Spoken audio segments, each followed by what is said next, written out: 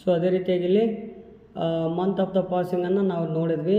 So name of the block Halepete ಅಂದರೆ ಯಾವ ಬ್ಲಾಕಲ್ಲಿ ಬರುತ್ತೆ, ಬ್ಲಾಕ್ ಬಂದ್ಬಿಟ್ಟು ನಾವು ಬ್ಲಾಕ್ ವೈಸು ಡಿವೈಡ್ ಮಾಡಿರ್ತೀವಿ, ವಲಯವಾರು ಈಗ ಶಿಕ್ಷಣ ಇಲಾಖೆ ಡಿವೈಡ್ ಮಾಡ್ತಾರೆ. ಹಾಗಾಗಿ ಯಾವ ಬ್ಲಾಕಲ್ಲಿ ಬರುತ್ತೆ ಆ ಬ್ಲಾಕನ್ನು ಬರೀಬೇಕು.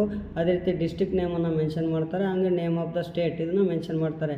ಏನಂದರೆ ಇಲ್ಲಿ ಒಂದೇ ಆ ಮಗು ಆ ವಿದ್ಯಾರ್ಥಿನಿ ಒಂದೇ ಶಾಲೆ ಒಳಗೆ 3rd 4th 5th ಓದಿದರೆ ಸಮಸ್ಯೆ ಇಲ್ಲ. ಆದರೆ ಥರ್ಡ್ ಸ್ಟ್ಯಾಂಡರ್ಡ್ ಒಂದು ಸ್ಕೂಲು, 4th ಸ್ಟ್ಯಾಂಡರ್ಡ್ ಒಂದು ಸ್ಕೂಲು, 5th ಸ್ಟ್ಯಾಂಡರ್ಡ್ ಒಂದು ಸ್ಕೂಲು, ಈ ಥರ ಏನಾರು ಟಿ ಸಿಗಳು ಚೇಂಜ್ ಆಗ್ತಾ ಹೋಗಿದರೆ 3rd ಎಲ್ಲಿ ಓದಿದಾರೋ ಅಲ್ಲೇ ಬರೆಸ್ಬೇಕು, 4th ಎಲ್ಲಿ ಓದಿದಾರೋ ಅಲ್ಲೇ ಬರೆಸ್ಬೇಕು, ಅದೇ ರೀತಿಯಾಗಿ 5th ಎಲ್ಲಿ ಓದಿದಾರೋ ಅಲ್ಲೇ ಬರೆಸ್ಬೇಕಾಗುತ್ತೆ. ಹಾಗಾಗಿ ಒಂದೇ 3rd 4th 5th ಒಂದೇ ಶಾಲೆ ಓದಿದ್ರೆ ಅದೇ HM ಈ ಮೂರನ್ನು ಕೂಡ ಫಿಲಪ್ ಮಾಡಿಕೊಡ್ತಾರೆ.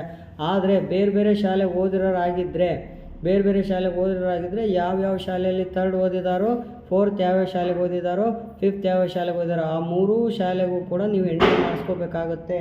ಸೊ ಹಾಗಾಗಿ ನಾವು ಈ ಒಂದು ಕಾಲಮನ್ನು ಪರ್ಟಿಕ್ಯುಲರನ್ನಾಗಿ ಮುಖ್ಯೋಪಾಧ್ಯಾಯರ ಮುಖಾಂತರ ನಾವು ತುಂಬಿಸ್ಬೇಕಾಗುತ್ತೆ. ಸೊ ಇಲ್ಲಿ last candidate of the signature, ಯಾರು ಎಕ್ಸಾಮ್ ಬರೀತಾರೋ ಆ ಕ್ಯಾಂಡಿಡೇಟ್ ಸಿಗ್ನೇಚರ್ ಮಾಡಬೇಕು.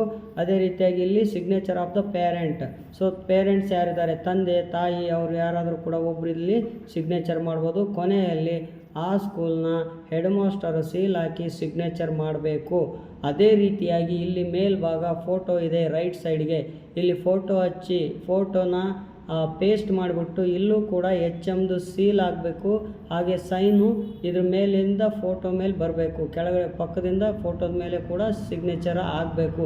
ಸೊ ಇಷ್ಟೆಲ್ಲ ಫಾರ್ಮ್ಯಾಟನ್ನು ತುಂಬಿ ಸಿಗ್ನೇಚರ್ ಮಾಡಿಸ್ಕೊಂಡು ನೀವು ನೆಟ್ ಕೆಫೆಗೆ ಹೋಗಿ ಆನ್ಲೈನ್ ಅಪ್ಲಿಕೇಶನ್ ಹಾಕ್ಬೋದು. ಧನ್ಯವಾದಗಳು. ನಿಮಗೆ ಈ ವಿಡಿಯೋ ಇಷ್ಟ ಆದರೆ ನಮ್ಮ PIUM ಚಾನಲನ್ನು ಸಬ್ಸ್ಕ್ರೈಬ್ ಮಾಡಿ, ಲೈಕ್ ಮಾಡಿ, ಶೇರ್ ಮಾಡಿ. Thank you.